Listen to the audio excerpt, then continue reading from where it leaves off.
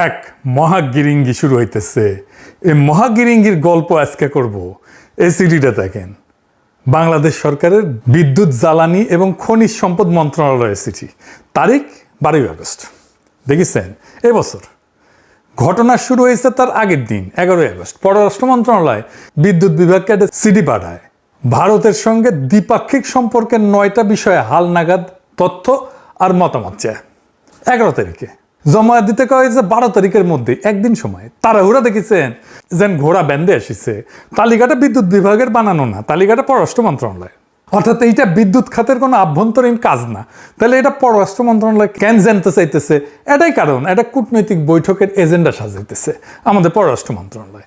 আর যেহেতু অতি ধুরন্ধর ডক্টর খলিলুর রহমান আমাদের পররাষ্ট্রমন্ত্রী, তাই ঘটনাটা আমাদের একটু খুঁটায় খুঁটায় দেখা দরকার। কি গিরিঙ্গি বাতাইতেছে কে জানে। আসেন গিরিঙ্গিটা আমরা খুঁজে দেখবো। যেটি যায় সেটি একটা গিরিঙ্গি বাধায় আসে। ইউনুস সরকারের আমলে আমেরিকার ট্যারিফের চুক্তি করতে গেছিল, গিরিঙ্গি বাধায় এসেছে। এটিও গিরিঙ্গি বাধায় আসবে। তো কই গিরিঙ্গি বাধাতে পারে সেটা দেখাইতেছি। 9টা পয়েন্টের মধ্যে এই যে খ পয়েন্টটা পড়ে শোনায়, transmission line of 765 kV of Katihar Parbatipur Baranagar. মানে হইতেছে ভারতের বিহারের কাটিহার থেকে বাংলাদেশের পার্বতীপুর হয়ে আসামের বরানগর পর্যন্ত একটা 765 কিলো ভোল্টের সঞ্চালন লাইন ইন্ডিয়া বানাবে। সবচেয়ে হাই ভোল্টের, কিন্তু ভেরি হাই ভোল্টের। নামগুলো আসা না লাগতেছে, ম্যাপে দেখাই। কটিহার হইতেছে ইন্ডিয়ার বিহারে, আমাদের পশ্চিমে। পার্বতীপুর আমাদের দিনাজপুরে, আমাদের নিজেদের ঘরে। বরানগর হইতেছে ভারতের আসামে, আমাদের পূবে। তো এডিটে সে এবার লাইনটা টেনে দেখান। ভারত থেকে বাইর হইয়া সিস্টেম করে বাংলাদেশে ঢুকলো, বাংলাদেশ পার হয়ে আবার সিস্টেম করে ইন্ডিয়াতে ঢুকলো, তাই না? কেন শুরু ইন্ডিয়াত, শেষ ইন্ডিয়াত, মাঝখানে শুধু আমরা কেন দুধবাদ? ইন্ডিয়ার জিনিস ইন্ডিয়ায় নিল, আমরা এটি কি কামে? এটি আসেন এটা একটু বুঝে দেখি। লাইনটা কিসের? উত্তর পূর্ব ভারতের ইলেকট্রিসিটির জন্য। আর উত্তর পূর্ব ভারত ওই বিদ্যুৎ কোথা থেকে পাবে? এটা বাদ থেকে পাবে। অরুণাচল প্রদেশে ইন্ডিয়া কয়েক ডজন পানি বিদ্যুৎ প্রকল্পের পরিকল্পনা করে রাখিছে অনেকদিন আগে থেকে। নদীতে বাদ দিয়া ইলেকট্রিসিটি বানাবে, আর সেই ইলেকট্রিসিটি আমাদের দেশের মধ্যে দিয়া সিস্টেম করিয়া শর্টকাট মেরিয়া ইন্ডিয়া নিয়ে যাবে। তো সেই বাদগুলো বসেছে কোন নদী জানেন? এই নামগুলো একটু উদ্ভট। সিয়াং, দিবাং, সুবানসিরি, ব্রহ্মপুত্র, যমুনা। সিয়াং, দিবাং, সুবানসিরি, এই 3টা নাম মনে রাখেন। এই 3টাই ব্রহ্মপুত্রের প্রধান উপনদী। এদের পানি আসামে যে ব্রহ্মপুত্র হয়, কুড়িগ্রাম দিয়ে আমাদের দেশে ঢুকে যমুনা হয়। তার মানে যে পানিটা আমাদের যমুনা নদীতে আসার কথা ছিল, সেটা উজানে আটকে দিয়ে বিদ্যুৎ বানানো হবে। আর সেই বিদ্যুৎ আমাদের মাথার উপর দিয়ে ইন্ডিয়া চলে যাবে। পানিও আমরা পাবো না, বিদ্যুৎও আমরা পাবো না, কিন্তু আমরা রাস্তাটা দিব। আর এটা নিয়ে এজেন্ডা বানাইতেছে আমাদের পররাষ্ট্র মন্ত্রণালয়। কি মচৎকার কথা! এরা আমাদের কোনো লাভ আছে? নাই, ফুটা পয়সাও লাভ নাই, ক্ষতি। আসেন ক্ষতিগুলো দেখতেছি একটা একটা করে। আপনার নদীর পানি আটকায় বাঁধ হবে, সেই পানি আটকায় বিদ্যুৎ হবে, সেই বিদ্যুৎ ইন্ডিয়া যাবে আমার মাটির শর্টকাট দিয়া। এখানে শেষ না, বিদ্যুৎ সঞ্চালন লাইন আপনি বেনে দিবেন, লোন নিয়ে ইন্ডিয়ার জন্য আপনি বেনে দিবেন, আর ইন্ডিয়া আপনাকে সঞ্চালন ভাড়া দিবে, সেটা দিয়ে আপনি শোধ করবেন ওই ঋণ। আর এইটা নিয়ে এজেন্ডা বানাইতেছে আমাদের পররাষ্ট্র মন্ত্রণালয়। আপনি ভাড়াও খাইবেন, আর যে আপনার মারলো তার ভাড়াও দিবেন। যাওয়ার আমার একটা লিমিট থাকে। তো আর একটা জিনিস আছে, বাংলাদেশের ভিতর দিয়ে লাইন নিয়ে যাওয়ার পারমিশন পেলে ইন্ডিয়ায় প্রকল্পের ফান্ডিংও পাবে। এখন ফান্ডিং পাইতেছে না, মানে আমরা সাইন করলে সে টাকা পাবে এই প্রকল্প করার জন্য। পুরা বিষয়টা আমি একটু ইতিহাস খুলে বলি, তাছাড়া পরিষ্কার হবে না, ধুনপুন বুঝাবি তাছাড়া। আসেন আল্লাহর নামে শুরু করি। প্রথমে দেখি ও নিজের মধ্যে দিয়া, নিজের দেশের মধ্যে দিয়া নেয় না কেন? নিজের ইলেকট্রিসিটি বানাবে, নিজের দেশের মধ্যে দিয়ে সঞ্চালন লাইন বানাবে, কেন করে না? কারণটাই ম্যাপের মধ্যে আছে। ভারতের মূল ভূখণ্ড আর তার উত্তর পূর্বের 8 রাজ্যকে জোড়া লাগিয়ে রাখছে একটা মাত্র সরু ফালি জমি। আমরা এটা জানি, এটা চিকেন লেগ বলে, শিলিগুড়ি করিডোর বলে। এটা চাপা ধরলে ইন্ডিয়ার অবস্থা খারাপ, আমরা এটা জানি। সবচেয়ে সরু জায়গার প্রস্থটা হইতেছে 22 কিলোমিটার। ইন্ডিয়া ওই পথে লাইন নিতে পারে, নিচেও পাওয়ার গ্রিড কর্পোরেশন ওই পথ দিয়া উত্তর পূর্বে বিদ্যুৎ সরানোর করিডোর বানাইছে। তো এটা নিতেছে না কেন? এরা কেন কান্নি মেরা শর্টকাট নিয়ে বাংলাদেশের মধ্যে দিয়ে নিবে? কারণ 2টা জিনিস আছে, খরচা আর ঝুঁকি। ইন্ডিয়ার 2টাতেই ভয়। এক খই ওরা 2 কামড়ে খায়, কিপটার কিপটা। আর ঝুঁকি থাকলে কাপড় নষ্ট করে ফেলে। খরচার ঝুঁকি কি কি? আসেন সেটা একটু বুঝে দেখি। বাংলাদেশের ভেতর দিয়ে গেলে লাইনটা মাত্র 117 কিলোমিটার যাবে। শিলিগুড়ি ঘুরে গেলে কয়েকশো কিলোমিটার হবে। প্রত্যেক কিলোমিটারে তো টাওয়ার বসাইতে হবে, তাই না? তার লোহা লক্কর লাগবে, জমি লাগবে, তার লাগবে, এগুলো সব বেশি বেশি লাগবে। লাইন টানতে খরচা লাগবে। তাই আমাদের দেশটা ওদের ম্যাপে একটা শর্টকাট। দুই হইতেছে জায়গা। ওই 22 কিলোমিটারের ভিতর দিয়ে অনেক কিছু নিছে ওরা। রেল লাইন নিছে, মহাসড়ক নিছে, জাতীয় মহাসড়ক নিছে, তেল গ্যাসের পাইপ লাইন গেছে, সামরিক চলাচল আছে, আর লাখো মানুষের ঘর বসতি তো আছেই। একটা 765 কিলোভোল্টের লাইন মানে শুধু কয়েকটা খুঁটি না, কিন্তু ইন্ডিয়ার বিদ্যুৎ মন্ত্রণালয় ওদের নিজেদের হিসাবে ওরা বলছে যে 765 কিলোভোল্ট লাইনের জন্য টাওয়ারের নকশা অনুযায়ী 64 থেকে 85 মিটার চওড়া একটা করিডোর লাগবে। ওই জমিতে কিছু আপনি নির্মাণ করতে পারবেন না, গাছও লাগানো যাবে না। তার মানে দিনাজপুর নীলফামারীর 2-3 হাজার একরের বেশি জমি, এর উপরে স্থায়ীভাবে ঘর তোলা, গাছ লাগানো, এটার উপরে নিষেধাজ্ঞা বসবে। তো এই 3000 একর জমি চিকেন নেক থেকে আর সরাইতে চায় না সে, কারণ জায়গা তো কম। ওটা আরো 3000-এর বেশি জায়গা লাগবে, কারণ লাইন তো বেশি দূর হয়ে যাবে। কিন্তু মাত্র এটা কয়েকশো কিলোমিটার ধরে যাবে। তো ওই জায়গা দিয়ে সে নিতে চায় না, জায়গা নষ্ট করতে চায় না, ওই চিকেন নেকের জায়গা।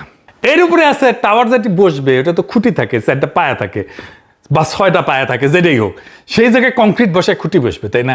আপনি চাষও করতে পারবেন না ওই জায়গাতে। তারপরে পার্বতীপুরে সাবস্টেশন বসবে তো একটা, তার জন্য জমি অধিগ্রহণ করবে কয়েকশো একর জমি, বুঝেছাও? এইবার ফিরে আসি ওই যে অরুণাচল প্রদেশে বাঁধ, যেটি বাঁধ দিবে, যেটি থেকে বিদ্যুৎ আসবে। এই অরুণাচলে বাঁধের পরিকল্পনা করে রাখছে বছরের পর বছর, বানাইতে পারতেছে না কেন? এইটি আছে যে ফান্ডিং পাইতেছে না। এই বিষয়টা এটা বুঝে দেখি।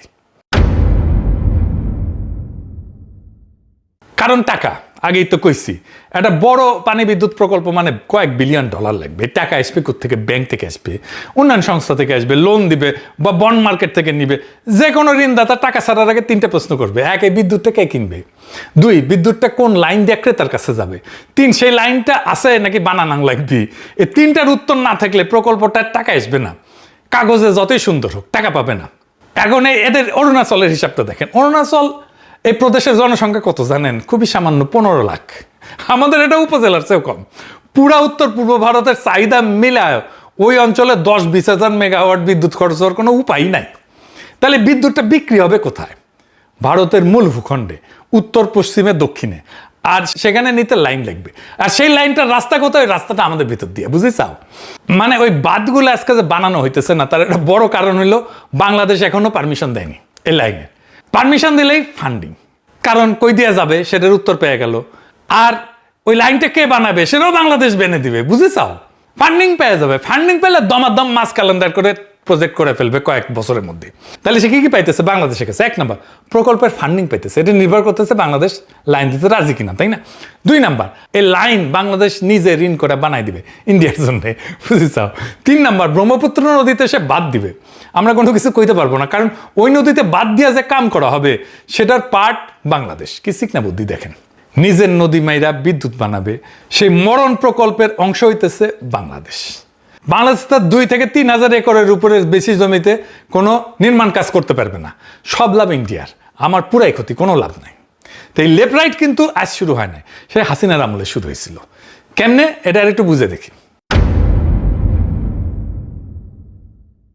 তার আগে একটা জিনিস একটু বুঝে নেন, কারণ এটা পরে লাগবে কাজে, আমাদের নানা সময় রেফারেন্স আসবে। বাংলাদেশ আর ইন্ডিয়ার মধ্যে বিদ্যুৎ খাত নিয়ে 2টা স্তরে আলোচনা হয়। একটা নিচের স্তরে জয়েন্ট ওয়ার্কিং গ্রুপ, সংক্ষেপে ZWG। এইখানে টেকনিক্যাল লোকজন বসে, মানে ইঞ্জিনিয়ার বসে, কর্মকর্তা বসে। উপরের স্তরে হচ্ছে জয়েন্ট স্টিয়ারিং কমিটি, JSC। সেইখানে সচিব পর্যায়ে সিদ্ধান্ত হয়, মানে নিচের ঘরে টেকনিক্যাল আলোচনা হয়, প্রশ্ন ওঠে, উপরের ঘরে ফয়সালা হয়, পলিটিক্যাল ফয়সালা হয়। এই কথাটা মাথায় রাখেন। তো 7ই মার্চ 2020 18তম ZWG এই বৈঠক হইতেছে। বাংলাদেশের পক্ষে আনুষ্ঠানিকভাবে বলছে যে 2030 সাল পর্যন্ত বাংলাদেশের এমন কোনো অতিরিক্ত বিদ্যুৎ আমদানির প্রয়োজন নাই যা দিয়া এই ইন্টারকানেকশন লাইন নির্মাণকে যৌক্তিক বলা যায়। হাসিনা সরকার বলতেছে 2030 সাল পর্যন্ত প্রয়োজন নাই। তাইলে কি ধরে নিতে হবে হাসিনা সরকারের দরকার ছিল না? তারেক রহমান সরকার বিদ্যুৎ নিয়ে বেড়াছাড়া করে ফেলছে, এই জন্য এটা নিয়ে আগাইতে চাইতেছে। আছে আরো আছে। হাসিনার টেকনিক্যাল লোকেরা এই প্রকল্প নিয়ে কি বলছিল? ইন্ডিয়ারে বলছিল, তারা বলছিল যে এই সঞ্চালন ব্যবস্থা ভবিষ্যতে উত্তর পূর্ব ভারতের জল বিদ্যুৎ প্রকল্পের কাজে ব্যবহৃত হইতে পারে। বাংলাদেশ যেহেতু ভাটির দেশ, বিষয়টা যৌথ নদী কমিশনে আলোচনা হওয়া দরকার। শুধু ওইটুকু না, তারা একটা ডেটা শেয়ারিং চুক্তির প্রস্তাব দিছিল, হাইড্রোলজিক্যাল স্টাডি চাইছিল, পানি মডেলিংয়ের স্টাডি চাইছিল, পরিবেশগত সামাজিক প্রভাবের মূল্যায়ন চাইছিল, আর এই বিদ্যুৎ লাইনের নিরাপত্তা রক্ষণাবেক্ষণ নিয়ে প্রশ্ন তুলছিল। এরা হাসিনা সরকারের নিজের প্রতিনিধি দল, ওই সরকারের বেতনভুক লোক। ইন্ডিয়ার সঙ্গে সম্পর্ক যখন সবচেয়ে ঘনিষ্ঠ তখনকার এরা ঠিক জিনিসটা ধরে ফেলছিল। তারের সঙ্গে বাঁধের সম্পর্ক, বাঁধের সঙ্গে নদীর সম্পর্ক, নদীর সঙ্গে দেশের সম্পর্ক, এটা ধরছিল, বুঝছিল, কাগজে তুলছিল। 5 বছর আগে বাংলাদেশ সরকার সেটা বৈঠকের টেবিলে বলে আসছিল। এর 2 দিন পরে 23শে জানুয়ারি 2021 জেএসসির মিটিং, মানে ওই উপরের ঘরের মিটিং হইতেছে। ইন্ডিয়া এখানে ঝাড়া অস্বীকার করলো, বললো এই কটিয়ার পার্বতীপুর বরানগর লাইনের সাথে কোনো নির্দিষ্ট জলবিদ্যুৎ প্রকল্পের কোনো সম্পর্কই নাই। এই সঞ্চালন ব্যবস্থার সাথে ভাটি উজানের কোনো প্রশ্নই জড়িত না। কই না তো, আমরা তো ভালো ছেলে, আমরা এসব করি না। নদীতে আমরা বার্তা দিই না, কোনো গবেষণা না, কোনো নথি না, কোনো প্রমাণ না, শুধু একটা বাক্য আমাদের বিশ্বাস করে নিতে হবে, কারণ কর্তা কইছেন। এই প্রকল্পের সাথে পানি বিদ্যুৎ প্রকল্পের কোনো সম্পর্ক নাই। আর তারপর এই ডেটা শেয়ারিং এর প্রস্তাব আসছিল, সেটা বাদ। হাইড্রোলজিক্যাল স্টাডির প্রস্তাব আসছিল, সেটা বাদ। যৌথ নদী কমিশনে নেওয়ার প্রশ্ন আসছিল, বাদ। ঠিক হইল, বাংলাদেশ শুধু নিজের ভূখণ্ডের ভিতরে সামাজিক আর পরিবেশগত প্রভাব দেখবে। 8-10টা সাধারণ সঞ্চালন লাইনের মতো যেন এটা ঢাকা শহরের ভিতরের একটা বিদ্যুতের খুঁটি বসাইতেছে। 48 ঘন্টার মধ্যে বাংলাদেশের এক্সপার্টরা নিজেদের তোলা সবচেয়ে গুরুত্বপূর্ণ প্রশ্নটা টেবিল থেকে হাওয়া কইরা দিল। নিচের ঘরে যে প্রশ্নটা উঠছিল সেটা উপরের ঘরে যে মুছে গেল। আর কে মুছলো? আমরা নিজেরাই। কারণ ওই বৈঠকে বাংলাদেশের পক্ষে বসেছিল বাংলাদেশেরই লোক, আমলারা। কিন্তু ইন্ডিয়া ওই দিন যা বলছিল যে এটার সাথে কোনো জল বিদ্যুতের কোনো সম্পর্ক নাই, এটা কি সত্য ছিল? হর্ষবর্ধন সিংলা, জানেন তো, আমাদের দেশে রাষ্ট্রদূত ছিল ইন্ডিয়ার। সে ইন্ডিয়ার সাবেক পররাষ্ট্র সচিবও ছিল, ঢাকায় ভারতের সাবেক হাই কমিশনার। আমরা জানি ভারতের G20 সভাপতিত্বের প্রধান সমন্বয়ক। নভেম্বর 2022 উত্তর পূর্ব ভারত এক সম্মেলনে প্রকাশ্যে বলছে, বাংলাদেশে রুট করলে শিলিগুড়ি করিডোরের এই সঞ্চালন লাইনের চাপ কমবে, আর সেটা উত্তর পূর্বের উপকারে আসবে। উত্তর পূর্বের উদ্বৃত্ত বিদ্যুৎ বের করার জন্য চিকেন স্ন্যাকের যানজট কমানো দরকার। এই কথাটা নিজে জোর দিয়ে বলছেন। আর সবচেয়ে গুরুত্বপূর্ণ কথাটা তার পরের বাক্যে বলছে, উত্তর পূর্বের উদ্বৃত্ত বিদ্যুৎ ভারতের বাকি অংশে সরানো যাবে। আর তারিখটা দেখেন, নভেম্বর 2022। 2021 সালের জানুয়ারিতে জেএসসিতে যখন ইন্ডিয়া বলল কোনো সম্পর্ক নাই, তার মাত্র 22 মাস পরে সাবেক পররাষ্ট্র সচিব প্রকাশ্যে মঞ্চে সম্পর্কটা নিজে কয়ে দিল। মানে ইন্ডিয়া মিছা কথা বলছিল। এটা চোখে চোখে মিছা কথা বলে। আর একটা প্রমাণ, 2023 খুলনা জেএসসির বৈঠক হইতেছে। বৈঠকের পরে ফোনের আলো লিখলো, সরকারি সূত্র তাদের কি বলছে যে ভারত কটিহার পার্বতীপুর বরানগর প্রকল্পের আওতায় করিডোর চাইতেছে। আর ইন্ডিয়ার পরিকল্পনা হইল বিভিন্ন নদীতে বাঁধ দিয়া বিদ্যুৎ উৎপাদন করা এবং বাংলাদেশকে করিডোর হিসেবে ব্যবহার করিয়া সেই বিদ্যুৎ উত্তর পূর্ব থেকে ভারতের অন্য অংশে নিয়ে যাওয়া। এইবার 2টা বাক্য পাশাপাশি রাখেন। আনুষ্ঠানিক বৈঠকের নথিতে রেকর্ডে কইতেছে এইটার সাথে পানি বিদ্যুতের কোনো সম্পর্কই নাই, উজান ভাটির কোনো সম্পর্কই নাই, তাই না? আর সাংবাদিকদের কাছে কইতেছে এটাই উদ্দেশ্য। জাউরমে দেখেছেন কোনটা সত্যি রে মাদারচোদ? আমি তো কোনো ষড়যন্ত্র তত্ত্ব দিইনি তো, আমি কোনো বানানো কিছু বলি নাই তো। ইন্ডিয়ারই 2টা প্রকাশিত বক্তব্য পাশাপাশি রাখছি, 2টাই ভারতীয় পক্ষের, আর 2টাই পরস্পর বিরোধী। 2টা একই সাথে সত্য হইতে পারে না তো। আমাদের আর কি সর্বনাশ হবে প্রকল্পে, ভয়ানক সর্বনাশ হবে, সেটাও বুঝে দেখা দরকার। আমেরিকার সেন্টার ফর নেভাল অ্যানালাইসিসের একটা গবেষণা আছে, সেখানে বলা হয়েছে শুষ্ক মৌসুমে বাংলাদেশের নদীর পানির 75% আসে ব্রহ্মপুত্র থেকে। শুষ্ক মৌসুমে, কথাটা খুবই গুরুত্বপূর্ণ। এখানে আসল ব্যাপার, বর্ষায় পানি তো সবার আছে, আমাদের তো উদ্বৃত্ত পানি, বর্ষায় বেশি পানি আসে, বন্যা হয়। বর্ষায় আমাদের সমস্যায় পানি বেশি, কিন্তু জানুয়ারি থেকে মে যখন বড় ধান হয়, যখন সমুদ্র থেকে লবণ ভিতরে ঢুকতে শুরু করে, যখন নদীতে নৌকা আটকায় যায়, তখনকার 3/4 পানি একটা নদী থেকে আসে, মাত্র একটা নদী। বাংলাদেশে প্রয়োজনের 3/4 পানি আসে একটা নদী থেকে। কোন নদী? ব্রহ্মপুত্র। এবার আমাদের 3টা বড় নদী পাশাপাশি রাখেন। গঙ্গা, এটা উজানে ফারাক্কা বৈশা আছে 50 বছর ধরে, পানি আটকায়। পদ্মা মরে গেছে, ধুধু বালুচর। তিস্তা উজানে গজলডোবা বাঁধ, কি অবস্থা সেটা, শুধু ধুধু বালুচর। ব্রহ্মপুত্র উজানে এখনো কোনো বড় নিয়ন্ত্রণ কাঠামো বৈশা নাই, বার্তা এখনো দেয় নাই। 3টার মধ্যে 2টা চলে গেছে। ব্রহ্মপুত্র আমাদের শেষ নদী, আর 3টার মধ্যে সবচেয়ে বড়টাও এইটা। গঙ্গা গেছে, তিস্তা গেছে, তবু দেশটা টিকে আছে কারণ ওই 75% পানি আসতেছে ওই একটা নদী থেকে, এখন আসতেছে। যা হারাইছি সেটার হিসাব আমরা জানি। এইবার যেটার উপরে হাত পড়ছে ওইটা হারাইলে হিসাব করার মতো আর কিছু থাকবে না। ওই নদী মাইরা বিদ্যুৎ বানাবে, আর সেই বিদ্যুৎ টাইনে নেবে আমার মাটির উপর দিয়া, আর সেই মাটির উপর দিয়ে টাইনে নেওয়ার খরচটাও আমাকে ঋণ করে বানাই দিতে হবে। ওরে জুলুমের কোনো সীমা পরিসীমা নাই। এবার আসেন এই প্রকল্প নিয়ে কি গিরিঙ্গি করতেছে খলিলুর রহমান, সেটা দেখি। 19 জুলাই 2024 22তম JWG বৈঠক। আমাদের কাছে এটার সিদ্ধান্তগুলো আসছে। এইটা সাহেব দেখেন, পুরা কাগজ আছে আমাদের কাছে। করলে রাজস্থানে হইতেছে মিটিং। এই তারিখটা মনে রাখেন, 19 জুলাই 2024। দেশে তখন কি হইতেছিল? ইন্টারনেট বন্ধ, রাস্তায় গুলি, কারফিউ, আর রক্তারক্তি মাইরে সাফা করে ফেলতেছে হাসিনার পুলিশ আর হাসিনার ছাত্রলীগ যুবলীগ। আর ওই দিন বন্ধ দরজার পিছনে এই হাসিনা সরকার, যার আয়ু তখন মাত্র 3 সপ্তাহ নাই, যার কোনো ম্যান্ডেট অবশিষ্ট নাই, সে তার শেষ উপহার ইন্ডিয়ারে দিল। বাংলাদেশের ভূখণ্ডের উপর দিয়া ভারতের সঞ্চালন লাইন বসানো সম্মতি দিয়ে দিল। ব্রহ্মপুত্রের লাশ দাফন হইয়া গেল। কিন্তু এরপরে জুন 2025 অন্তর্বর্তী সরকার এই প্রকল্প বাতিলের সিদ্ধান্ত নেয়। হাসিনা আমলের সিদ্ধান্ত বাতিল। 12 আগস্ট 2026 এই মাসে এসে এই চিঠি বিদ্যুৎ বিভাগের তালিকায় ওই 765 কেভি লাইন আবার ফেরত আসতেছে। ওই কবরে আবার চাপা দেওয়া হইতেছে মাটি। কেন? কার জন্যে? ইউনূস সরকার বাতিলের সিদ্ধান্ত নিছে। এটা নিয়ে আর আলাপ কি? চিঠিটা একটা জিনিস নিশ্চিতভাবে প্রমাণ করে, ফাইলটা এখনো খোলা আছে, এটা বন্ধ হয় নাই। যে ফাইলটা 1 বছর আগে বন্ধ করা হয়েছিল সেটা আবার টেবিলে। আর সেই কারণে আজকে আমার একটাই প্রশ্ন, এই প্রশ্নের উত্তর সরকারকে দিতে হবে। জুন 2025 যে বাতিল সিদ্ধান্ত না হয়েছিল সেটা কি বহাল আছে, নাকি ওটা বাতিল করে দেওয়া হয়েছে? হ্যাঁ নাকি না? এক শব্দের উত্তর জাতি জানতে চায়। এর মানে কি এই যে উপরে খুব ইন্ডিয়া বিরোধী আর তলে তলে টেম্পু চালান, বাইরে বলেন হরতাল, আর প্রধানমন্ত্রীকে বলতেছে আমরা বিশ্বাস করি এই ফাইলটা এখন আপনার টেবিল পর্যন্ত পৌঁছায় নাই, কারণ ক্ষমতায় আসার আগে নদীর প্রশ্নে আপনি যে অবস্থান নিয়েছিলেন এই সিদ্ধান্ত তার সম্পূর্ণ উল্টা। যদি না জানা থাকেন এখন জানলেন, আর যদি জানা থাকেন তাহলে জাতিকে জানান, কারণ ইতিহাসে এই সিদ্ধান্তটা কোনো সচিব বা কোনো মন্ত্রীর নামে লিখবে না, ইতিহাস লিখবে সরকারের নামে, আপনার নামে। খলিলুর রহমান উড়াল দেবে, আপনার গায়ে কালি লেগে থাকবে চিরজীবন। আমাদের হাতে ভারতের বিরুদ্ধে ব্যবহার করার কয়টা মাত্র কার্ড আছে। সত্যি কথা বলি, খুব কম কার্ড আছে। বাণিজ্য ভারসাম্যে আমরা পিছিয়ে আছি, কূটনীতিতে আমরা ছোট দেশ, সামরিকভাবে তো তুলনাই হয় না। কিন্তু একটা জিনিস আমাদের আছে, সেটা টাকা দিয়ে কেনা যায় না, সেটা হইতেছে ভূগোল। ওই 22 কিলোমিটারের সংকীর্ণ চিকেন নেক আমাদের হাতে একটা কার্ড তুলে দিছে, যেটা ভারত চাইলেও তৈরি করতে পারবে না। এই একটাই কার্ড আছে। আর 2026 অগাস্টে বিনামূল্যে সেই কার্ডটা যদি খরচা করে ফেলেন, মানে ডিসেম্বরে গঙ্গার আলোচনায় খালি হাতে বসবেন তাইলে। আর মনে রেখেন, এই কার্ড একবারই খেলা যায়। লাইন একবার বসে গেলে সেটা তুলে নিতে পারবেন না। ইস্পাতের টাওয়ার তুলে ফেলা যায় না, চুক্তি বাতিল করা যায় না, ক্ষতিপূরণ মামলা হয়ে যাবে।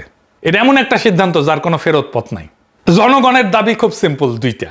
এক, সরকার আনুষ্ঠানিকভাবে জানাক জুন 2025 বাতিল সিদ্ধান্ত বহাল আছে কিনা। 2, এই সিদ্ধান্ত মন্ত্রণালয়ে হবে না, এটা সংসদে যাবে। যে সিদ্ধান্তে 54টা অভিন্ন নদীর ভবিষ্যৎ জড়িত, সেটা কয়েকজন কর্মকর্তা আর একজন মন্ত্রীর সইয়ের বিষয় হইতে পারে না। পানি নিরাপত্তা বিদ্যুৎ মন্ত্রণালয়ের এখতিয়ারেই পড়ে না, পররাষ্ট্র মন্ত্রণালয়ের এখতিয়ারে পড়ে না, এটা জাতীয় সংসদের এখতিয়ারে পড়ে, এটা জনগণের সার্বভৌম এখতিয়ারে পড়ে। ইন্ডিয়ার এই বিদ্যুৎ করিডোর হবে না, এটা আমরা হইতে দেব না। Case finish. দেশটা কারো বাপের না। কোনোভাবে যদি বিদ্যুৎ করিডোর হয়, আগুন জ্বলে উঠবে দেশে। আগেই কয়া রাখলাম, ইনকিলাব জিন্দাবাদ, আজাদি জিন্দাবাদ।